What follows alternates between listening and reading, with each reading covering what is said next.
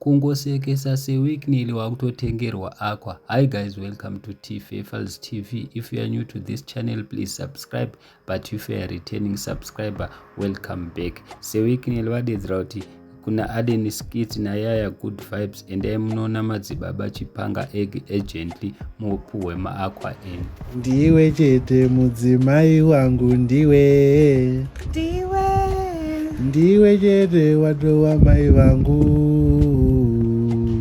tochengeta hama zvakanaka tose tekuti tatova nemusha, tochengeta hama zvakanaka tose nekuti tatova nemusha.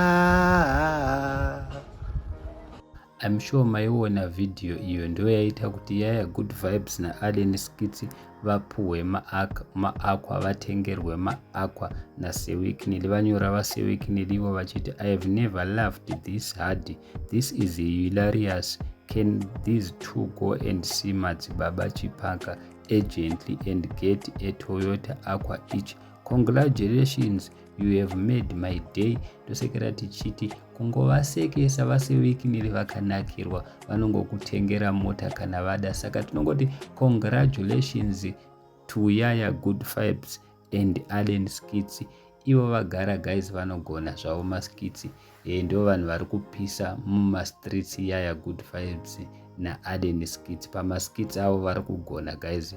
Jealousy down ndo zvatangoti tikuigreat kunze kuti tikuudzei kuti Yaya Good Vibes naAden Skits vatoenda vakanotora mota dzavo vafara. Asi chinhu chatisiri kufara nacho ndechekuti tarisai muone zvinezvi government iri kuchema, iri kuzhamba, iri kudedzera kuti chingotipai mibhedha chero zvamuinazvo is appealing to anybody. Apa vaseWicknell vari busy kupa vanhu maAqua. Mari haisi yedu, munhu anoita zvaanoda nemari yake. Tambozvitaura mukatituka, vanhu vakatituka vakatonotaurisa uri kutaura nezveune jealous. Handina jealous guys, but please vaseWicknell ngavazamewo kusapotawo pavanokwanisa napo. Government iri kuchema, iri kuzhamba, iri kuda kuti vanhu vavape chero zvavainazvo, mibhedha. Maona nemo iripo information iri kutenderera pasocial media, asi vaseWicknell varita sei vari kutambisa mari, uye haisi yedu mari, tiringotaurawo. Saka tinongoti congratulations tuna Yaya Good Vibes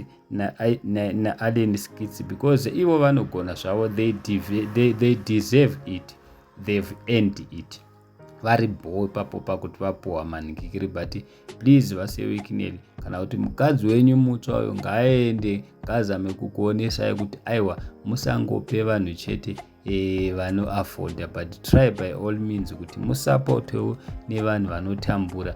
Government is appealing, iri kutochema, iri kutokumbira kuti chero munhu ane mari kana kuti munhu ane mibhedha ngatibetserewo. Chii chakadaro guys, chinenge ngozi, musadaro kana vanhu veZANU-PF.